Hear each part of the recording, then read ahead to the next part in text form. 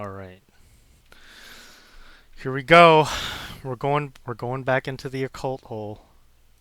Over the course of thousands of years, Egyptian political systems and regimes rose and fell, but Egyptian religion continued with surprising consistency. That is to say, until the reign of the king Akhenaten. Some have called him the heretic king, others a prophet or a religious zealot. The renowned Egyptologist Flinders Petrie declared that Akhenaten is perhaps the most original thinker that ever lived in Egypt The and one of the reason why greatest this is idealists of interesting the is world. because there are some theories out there that try to say Akhenaten is Moses.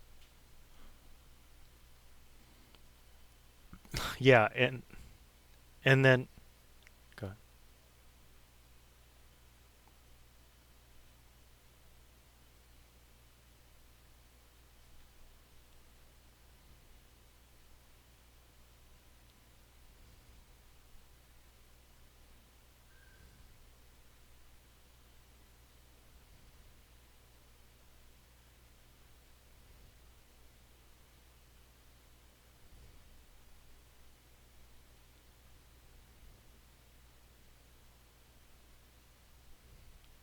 It's either Ramses the Second or it's Akhenaten.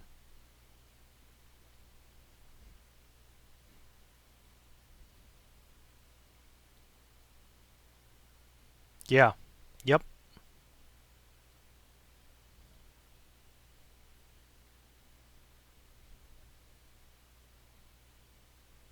Yep.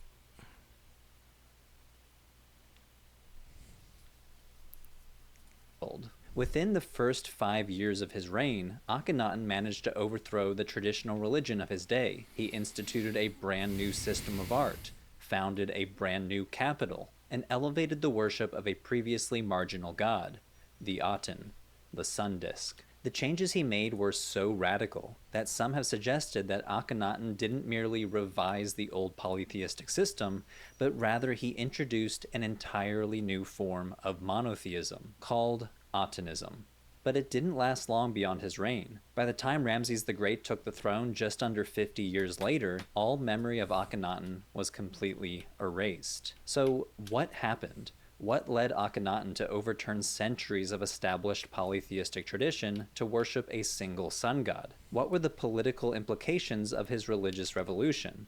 And can we call his religious innovation an early form of monotheism? First, let's establish the context. Akhenaten was part of what Egyptologists call the 18th dynasty, the first dynasty of the New Kingdom of Egypt, dating between 1550 and 1292 BCE. Although ancient Egyptians worshipped many different gods, the popularity of certain gods would rise and fall from century to century, from dynasty to dynasty, sometimes because a particular pharaoh would become a patron of a specific god, other times because of the rising or falling economic or political fortunes of a particular city, where specific gods were worshipped. For example, as we've talked about before on this channel, the crocodile god Sobek was very popular during the Middle Kingdom, especially because of the patronage of the pharaoh Amenemhat III. By 1390 BCE, when Akhenaten's father Amenhotep III rose to the throne, Egyptian religion primarily focused on Amun-Re, a hybrid god of fertility and the sun. Re, sometimes pronounced as Ra, was the sun god, while Amun was a primeval god of fertility. Amun had two cultic cities, one at a town called Hermopolis and the other at Thebes, modern-day Luxor,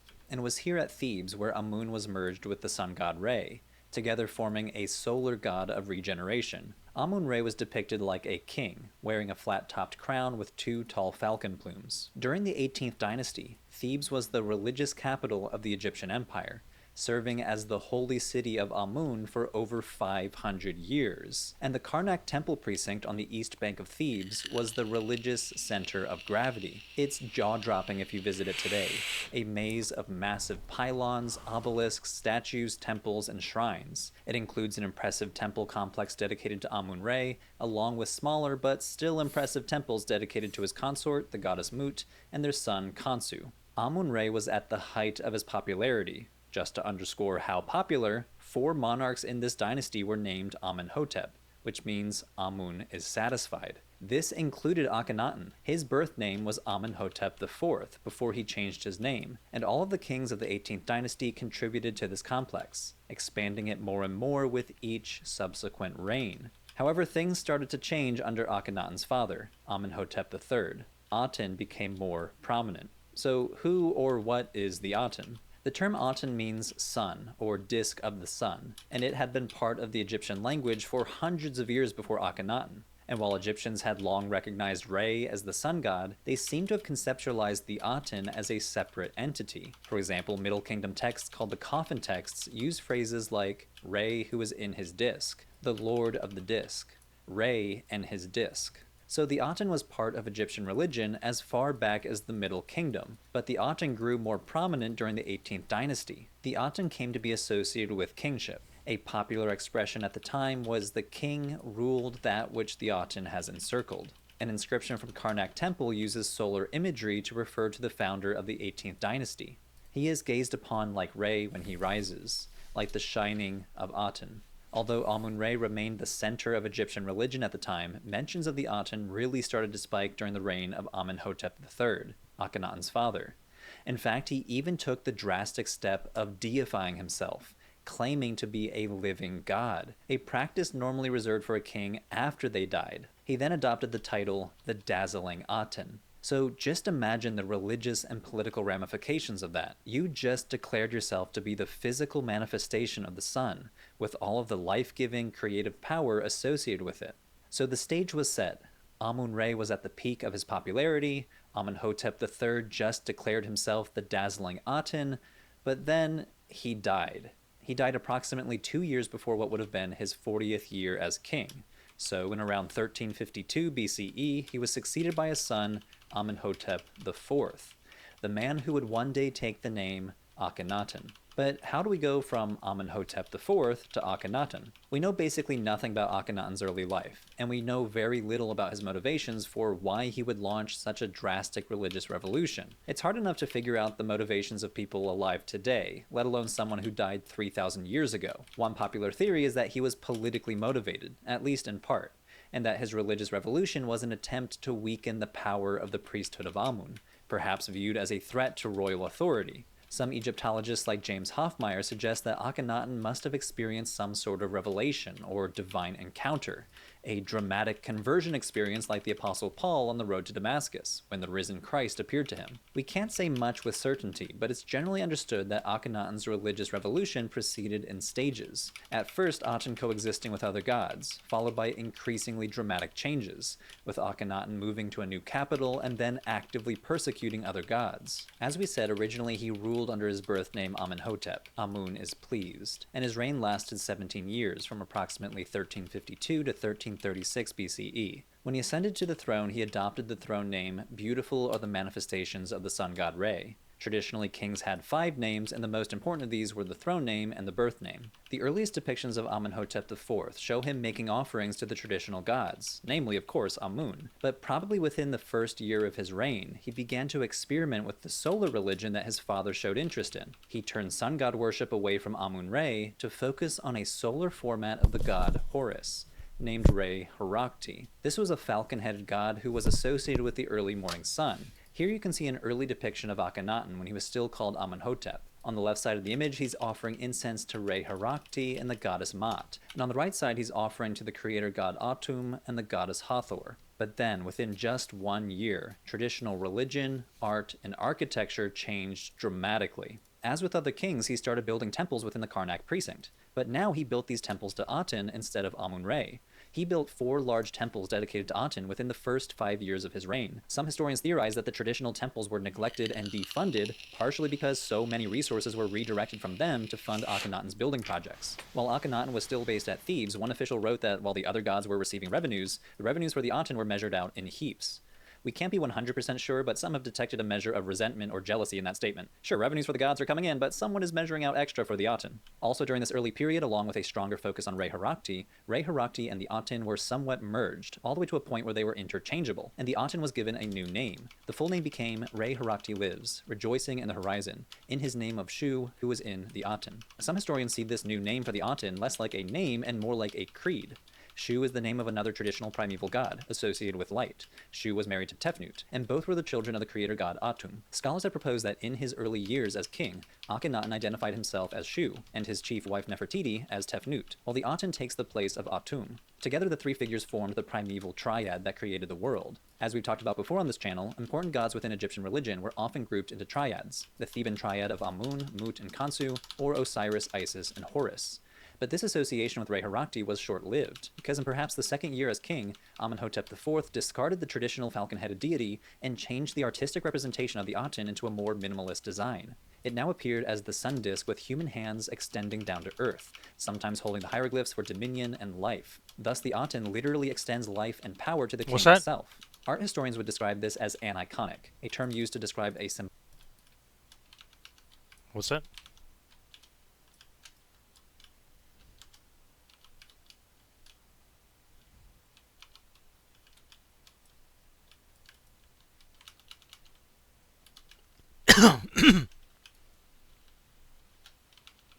Yeah, I mean, there's evidences of that. Um, I don't think it's all that. So, like, you have to look back at the logo, the principle of the logos spermaticos. You need to, if yeah, these type of questions, you need to read Justin Martyr because he's the source for. Go ahead. Yeah, because it's possible through rational thinking to come up with the preambles of faith. And is it impossible for iterations of the logos in different cultures to express, truths about God? No, it is not impossible, but it can be easily perverted. He can Satan can pervert it for himself, but this doesn't mean that the truth of the preambles is false. It just means it can be cleverly deceived. People can start calling themselves God instead, like Akhenaten.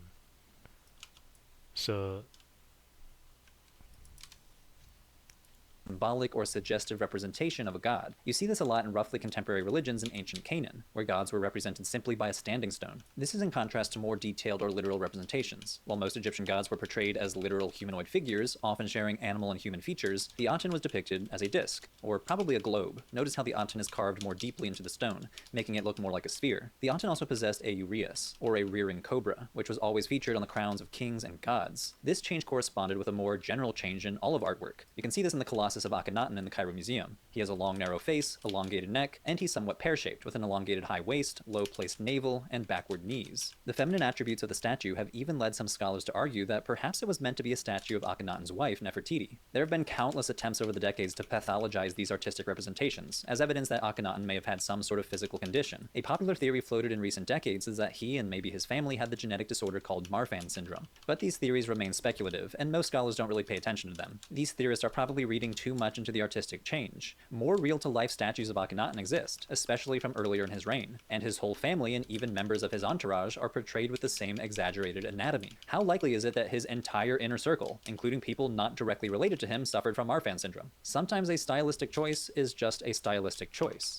Along with all of these artistic changes came the very personal change we mentioned before. In year 5 of his reign, he changed his birth name from Amenhotep, Amun is pleased, to Akhenaten, one who is effective for the Aten. He proceeded to erase his original name from all of his monuments, replacing it with his new name. Also probably in year 5 of his reign, he made the biggest change of all, and probably the most controversial change both religiously and politically. He founded a brand new capital in the middle of Egypt, calling it Akhetaten, or the horizon of the sun disk. The Egyptologist Dimitri Laborie likens it to Versailles in France, when King Louis XIV compelled his entire court to move out to the royal residence. Akhenaten made a similar move. He abandoned Thebes, the capital of his ancestors of the 18th dynasty, and the holy city of the dynastic god Amun-Re. Today the site of Akhetaten is called Tel El Amarna, or simply Amarna. This is what it looks like today. Not much of it is left. In fact, the site was lost to history until the 1700s. Notably, Napoleon Bonaparte's expedition mapped the site for the first time as they made their way through Egypt in the late 1700s. We know a decent amount about Amarna because of the discovery of a series of inscriptions that marked out the boundaries of the city. One of the inscriptions, called the Early Proclamation, reports the foundation of the city from the king's perspective. He says he chose the site because it was the place of the primeval event. In other words, the place where the creation of life first happened. He then declares his intent for the new city. I'm just As setting you Akhetaten some more in this place context shall I for make the the house of real Aten. rabbit hole we're For gonna the go in. Aten, my father. We're He gonna go followed in through on deep that promise. He built into several the temples, occult. chapels, and palaces, all relating to the worship of Aten.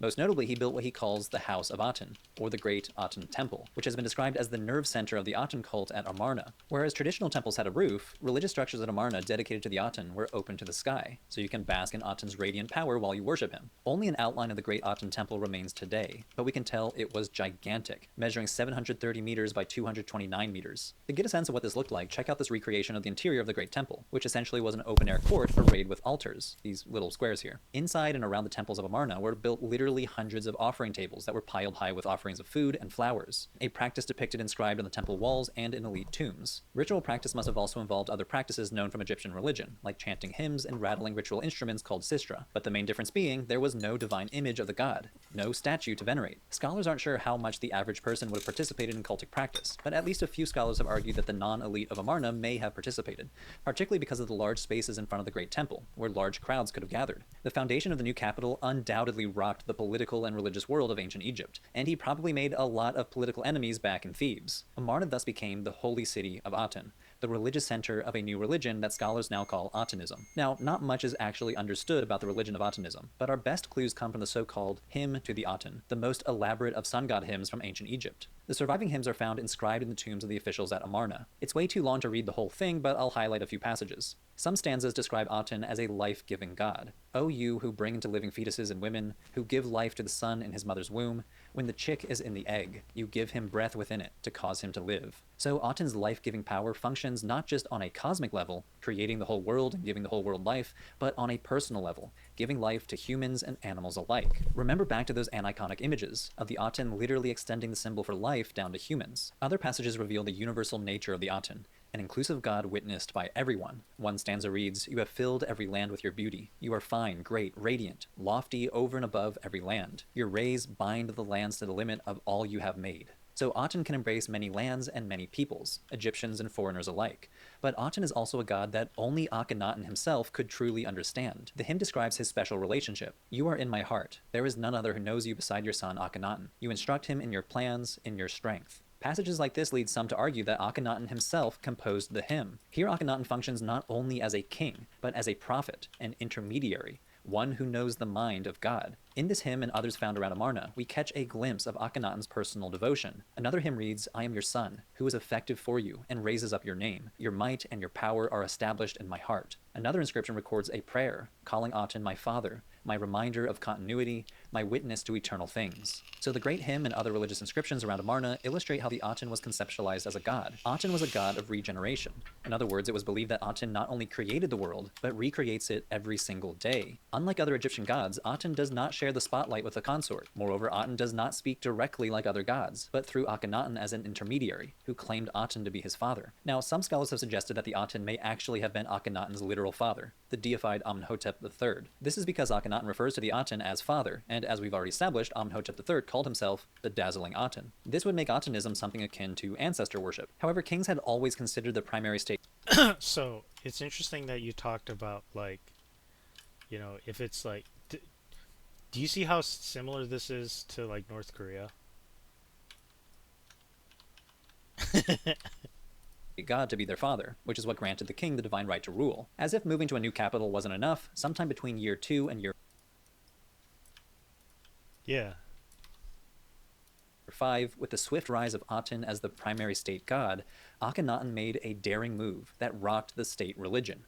He banned the worship of Amun, closed his temples, and ordered the widespread and thorough erasure of the name and image of Amun. We have evidence that this erasure campaign was waged from Nubia in the south all the way up to the Sinai Peninsula, over 3,200 kilometers away. The destruction of Amun was so widespread that some Egyptologists theorize it could only have been accomplished with the help of the army. Just imagine the effort required to carry out such a widespread campaign. And let me remind you, all of this was happening during Amun's height as the most popular Egyptian god. He made some enemies by doing this. In the tombs around Thebes, the name Amun was obliterated, chipped off the walls. The name was also removed from the tip of Hatshepsut's obelisk. Just picture that. Akhenaten presumably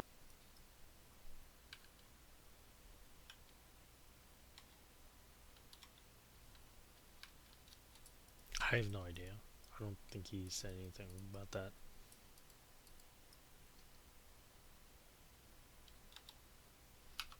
Yeah, I mean, Well, it's like a political thing. Like he's toppling over like whatever everybody, whether you're rich or poor, all.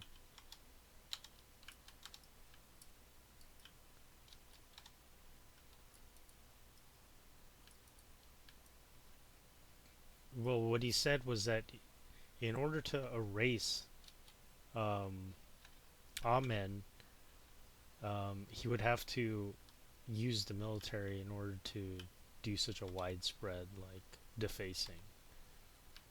So that would contradict like whether the prior god was accepted by commoners, including the military. I think it was just a toppling over of the previous religious order. The whole point is that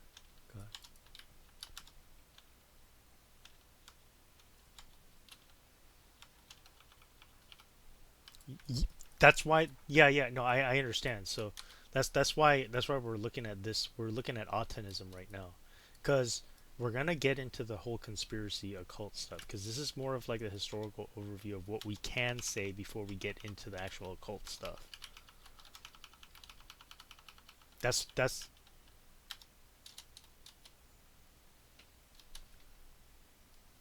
I'm trying to give you like the most unbiased historical like view, and before we go into like the occult stuff, because if we went into the occult stuff without setting some historical boundaries, then we'd just be sitting there like basically like speculating the whole time. Presumably made some guy climb all the way up there with hammer and chisel just to destroy the name of Amun. He even ordered the destruction of his own father's name. Remember that Amenhotep contains the name of Amun, so even though it was the name of his father, Akhenaten had his name destroyed, even within Amenhotep III's own funerary temple, the temple meant to honor him and his legacy. It's still not exactly It's a clear why political Akhenaten coup, held so much animosity against Amun, religio-political coup but that's scholars have happening. often suggested that it may have been for political reasons. As the theory goes, the Amun priesthood had become too powerful, and this was Yeah. Akhenaten's way of establishing his own power, but there aren't any texts that prove this to be true. Also, Amun was not the only god that was attacked. The name of a few other gods were occasionally targeted, such as Amun's consort Mut, and even the plural word for gods was sometimes erased. This has led some to theorize that the worship of all gods but Aten were banned, and that perhaps Atenism was the first occurrence of monotheism. So, can we categorize Akhenaten's religion as a form of monotheism? This association has fascinated scholars for over a century. It even captured the imagination of Sigmund Freud, who floated the idea in his book Moses and Monotheism, suggesting that Moses was actually a priest of Aten, who fled to Canaan and introduced monotheism to the Israelites. As is always the case in religious studies, it's difficult applying our own modern academic categories to our subjects of research. Sometimes our research subjects don't agree with our academic labels. Other times, like Akhenaten, we're separated from our subjects by thousands of years, who spoke a different language and had a different concept of what we might call religion, or what we might call monotheism today. Typically, monotheism is defined as belief in the existence of a single god. This is distinguished from other terms like henotheism or monolatry, which refer to the belief and worship of a single god, while accepting the existence of other gods. In a henotheistic system, one god is typically elevated as the primary object of worship, often due to cultural, familial, or personal devotion. Many, if not most, ancient Israelites could be classified within this framework, as many texts in the Hebrew Bible assume the existence of other gods, even if the Israelite god is the primary object of worship. Later during the Roman period, emperors like Aurelian and Constantine came to favor the sun god, while accepting the existence of other Roman gods. Both monotheism and henotheism have been used to describe Atenism, though with all of the qualifiers that scholars like to use to hedge their conclusions. Henotheism seems to be the easiest term to defend. There are several instances during Akhenaten's rule where certain traditional gods were accepted, especially creator gods. The god Re, for example, continued to be a major deity during Akhenaten's reign. The name Re even formed part of Akhenaten's throne name. During Akhenaten's reign, there were also temples dedicated to Re that were built in Heliopolis and perhaps even at the new capital, Amarna. A letter dated to Akhenaten's 5th year informs the king that the Ptah temple in Memphis was functioning at full capacity. After the elimination of the worship of Amun, many ancient Egyptians who had names referring to Amun changed their names to include accepted gods. Among these are Re, Ptah, and Thoth. Apparently, these were the favored gods during Akhenaten's reign. It seems that Osiris was also accepted, particularly at his cult site in Abydos, where Akhenaten may have even constructed a temple or chapel dedicated to Aten that functioned alongside the temple of Osiris. Some point to the fact that the plural word for gods was defaced during the destruction of the Amun-Re cult. On the surface, this might suggest monotheistic violence and exclusivity, an attempt to destroy the concept that there are other gods. But as we just saw, we have clear evidence that other gods were accepted, and we have clear evidence that other gods were passed over in the anti-Amun erasure campaign. For example, in the memorial temple of Amenhotep III, Amun's figure was erased, but the nearby image of Osiris was left untouched. This practice of erasing the plural word gods might rather be associated with Amun's title. king of the gods, an unacceptable title when Aten is the supreme god. The historian Ronald Ridley thus concludes that the erasures were intended to nullify that epithet, rather than deny the existence of the broader pantheon. So many scholars argue that identifying Atenism as monotheistic is not a compelling conclusion. The Egyptologist Brianna Jackson says that this is probably the dominant view these days among Egyptologists. So henotheism may be a more accurate term to describe this religion. However, there are Egyptologists today that say Atenism was functionally a monotheistic religion. The historian Ronald Ridley simply quotes the great hymn of Aten, line 39, when he says, "What else, however, but monotheism can one call a religion which speaks of its god as, quote, sole god, without another beside him?" Though, of course, as we've just seen, it's more complicated than that, since other gods were recognized, if not worshipped, within Atenism. Egyptologists such as James Hoffmeyer, who defends the label monotheism, argues that the Aten was elevated to a new category above the other gods, and thus functioned as the one and only supreme This is the being. important The Egyptologist part. Orly Goldwasser argues that we can see this in how do the we word Aten distinguish was based written on in Egyptian history hieroglyphs. She says whether that the it's standard monotheistic determinatives, or or classifying henotheistic? symbols that are usually attached to the names of gods, are not Or if used it's when just a describing form the of Aten. She monism? argues that Atenists deliberately didn't add a god classifier after the word Aten because their revolutionary doctrine has actually canceled the options for a category of gods. This is a little confusing, so let's use another example. This would be similar to how some early Christians simply relabeled the Greek and Roman gods as demons. A lot of early Christians did not deny that Zeus and Athena existed. They definitely thought they existed. But Christians simply demoted the Greco-Roman gods to a new class of supernatural being, effectively canceling the category of Greco-Roman god. Since all these gods were technically demons, this left the Christian god in his own unique category. Scholars like Goldwasser and Hoffmeyer argue that the Aten was in its own category too, and thus monotheism is an accurate term to use. Whether or not we classify Atenism as monotheistic or henotheistic, many throughout the past century have proposed Get that that? Akhenaten may have directly or indirectly This influenced is ancient this Israelite is religion the and its historical worship of connection. one You're God, just the learning God the of Israel. historical As we critical already saw, method. Freud was convinced of this in the early 20th century, even though much of his book is fanciful. Now, most Egyptologists today don't think Atenism had any ties to Israelite religion, though with a notable possible exception. Ever since the Great Aten hymn was first discovered in the late 1800s, scholars of religion have pointed out the striking similarities between this hymn and Psalm 104 in the Hebrew Bible, specifically verses 20 to 30. There are numerous parallel motifs shared between these two texts. For example, Psalm 104, verses 20 to 22, has the motif of wild animals in the night. You send darkness, and it is night. When all the beasts of the forest prowl, the young lions roar for prey to seek their food from the Lord. The sun arises, they slip away, and lie down in their dens. Meanwhile, the great hymn says, when you set, earth is in darkness as if in death. Every lion comes from its den. All the serpents bite. Both texts also describe their respective God as a source of life, and they praise their God in comparable ways. Psalm 104 says, O Lord, how manifold are your works. In wisdom you have made them all. The earth is full of your creatures. While the great hymn says, how manifold is it, what you have made. They are hidden from the face of man. O sole God, like whom there is no other. Many scholars have proposed that the Aten hymn may have inspired this psalm. The Hebrew Bible scholar John Day goes so far as to say that whoever wrote Psalm 104 must have had access to the Aten hymn. Other scholars say we should be more cautious. There is not a single instance of a direct translation between these two texts. Instead, we see similar motifs. But even these motifs are out of order. Comparing them side by side necessarily takes a stanza out of context from one of the texts. So some have argued that the similarities are interesting, but probably not the result of direct dependency. Rather, they point to the fact that both texts emerged out of a shared Near Eastern context. Akhenaten died in or around 1336 BCE, and his religious revolution did not last long beyond the 17 years of his reign. It didn't disappear overnight. Aten temples continued to function for some time, but Atenism did eventually fizzle out. The most dramatic evidence we have for this is the so-called restoration stela of Tutankhamun, who ascended to the throne a few years after Akhenaten. The inscription declares his intent to restore the traditional religion of Egypt. It describes the country's temples in ruin. The temples and the cities of the gods and goddesses were fallen into decay, and their shrines were fallen into ruin. But then, His Majesty appeared upon the throne of his father, and His Majesty made monuments for the gods, building their shrines anew as monuments of eternity, endowed with possessions forever, instituting divine offerings for them, consisting of regular daily sacrifices, and providing their food offerings on earth. The inscription goes on to say that he installed new priests, and that as for the gods and goddesses, their hearts are joyful. This inscription was discovered in Amun's temple in Karnak, probably the temple to suffer the most during Akhenaten's purge, suffering not only a loss of prestige, but also probably finances, as Akhenaten dedicated so many resources to the construction of the temples of Aten and Karnak, and the construction of a whole new city. So granting that this is a piece of royal propaganda, it seems that Tutankhamun restored what Akhenaten had destroyed, initiating a campaign to revitalize impoverished and abandoned temples, and restoring Amun as the top god. Despite his fervent attempt to remake Egyptian religion, he fell to a common phenomenon seen throughout the history of religion. Top-down mandated religious reforms seldom stick. Akhenaten's radical imposition of Atenism serves as a powerful case study. While he attempted to impose new beliefs and practices, his successors quickly returned Egypt to its traditional roots. Akhenaten's story serves as a fascinating study not just of one eccentric king, but of religious transformation in general. One of Akhenaten's most radical decisions was to move the capital from Thebes to Amarna. At the time, this upended the religious and political landscape of Egypt. But looking back on it 3,000 years later, Egypt's political center of gravity moved bunches of times: Memphis to Thebes to Alexandria and then to Cairo, the current capital and a megacity home to 10 million people.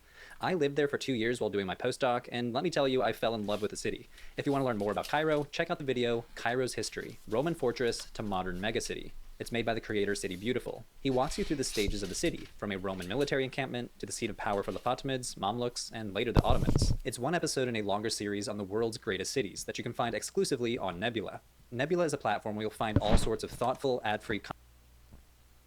All right. All right. So now you're ready for the big stuff. Are you ready?